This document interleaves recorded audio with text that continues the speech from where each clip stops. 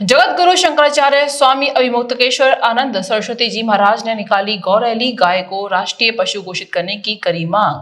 गोधन से लेकर दिल्ली तक गाय को राष्ट्रीय पशु घोषित करने को लेकर जगत गुरु शंकराचार्य स्वामी श्री अभिमुक्तेश्वर आनंद सरस्वती जी महाराज के द्वारा एक रैली निकाली जा रही है, जो गोवर्धन बरसाना नंदगांव होती हुई कोसीकला पहुंची। इस रैली में सैकड़ों की संख्या में गौ भक्त चल रहे थे, जो राष्ट्रीय पशु घोषित करने की मांग को लेकर दिल्ली की ओर चले जा रहे थे। साथ में चल रहे जगत गुरु शंकराचार्य सभी हिंदू भक्तों से रैली को सफल बनाने व सरकार से गाय को राष्ट्रीय पशु घोषित करने के लिए उनका सहयोग लेने की बात कह रहे थे। ये रैली नगर के नंदगांव रोड से कोसीकला में प्रवेश करती हुई पुराना जीटी रोड में बाजार से तालाब शाही होती हुई राधा माधव मंदिर तक पहुंची, जहां पर राधा माधव मंदिर के महंत चैतन्य दास महाराज ने उनका भव्य स्वागत किया और उसके बाद नगर के लोगों को संबोधित करते हुए जगत गुरु शंकराचार्य ने बताया कि गौ माता की आज के समय जो दुर्दशा है वह किसी से छुपी हुई नहीं है और सरकार को चाहिए कि गौ माता को राष्ट्रीय पशु घोषित कर उनका सम्मान करें।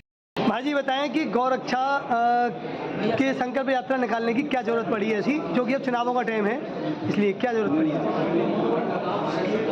ये ठीक पूछा आपने। चुनाव का समय है ना, बिल्कुल। तो चुनाव के समय ही इसकी ज़रूरत समझ में आई है। क्योंकि क्या हो रहा है कि आज़ादी के बाद से एक के बाद एक चुनाव होते चले जा रहे हैं और हमारा वोट लेकर के सरकारें बनती चली जा रही हैं और हर सरकार के समय में गौ हत्या बंदी हुई है। 75 साल में एक दिन भी ऐसा नहीं हुआ जिस दिन गौ हत्या रोकी गई। बाकी सब कामों के लिए छुट्टियां होती हैं, केंद्रीय कार्यालय भी बंद रहते हैं, लेकिन गौ हत्या में कभी छुट्टी नहीं हुई है।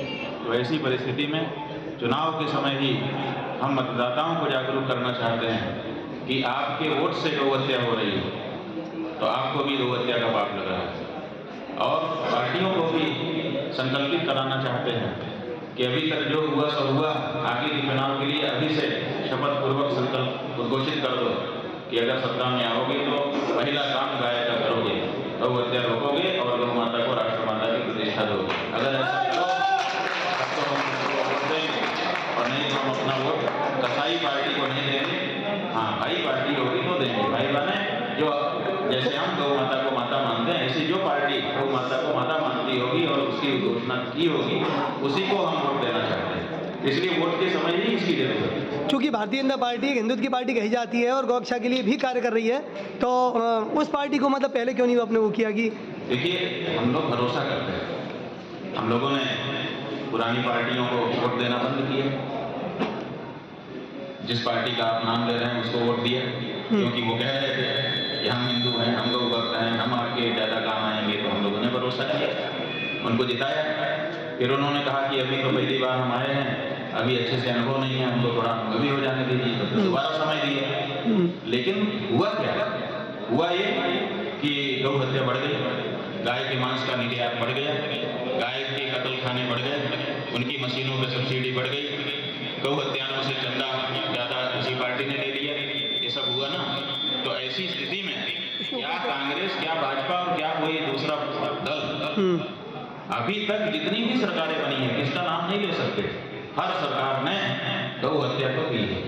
तो इसलिए हम कह रहे हैं कि अभी तक का हम छोड़ दे रहे हैं, अब से कम उद्घोषणा कर दो तो हमको वोट देने में सुविधा है। नहीं तो हम हिंदू अब ये तय कर चुके हैं कि गौ हत्यारी पार्टी को, कसाई पार्टी को तो वोट नहीं देंगे। जब राम मंदिर का उद्घाटन हो रहा था तो उस समय जितने भी शंकराचार्य थे उन्होंने इस चीज़ का विरोध किया था। वो विरोध किस बात का था? अब वो राम जन्म मंदिर का प्रकरण बीत चुका है, इस समय गाय का प्रकरण है। राम मंदिर का प्रकरण यह है कि राम मंदिर बन गया, नहीं बना, अब उसमें कह रहे हैं कि राम जी आ गए।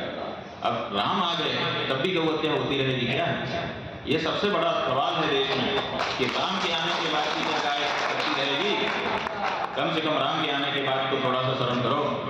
राम आ गए, अब इस देश में गौ हत्या बंद हो जानी चाहिए। आपकी नज़र में कौन सी पार्टी है जो गौ हत्या रोक सकती है?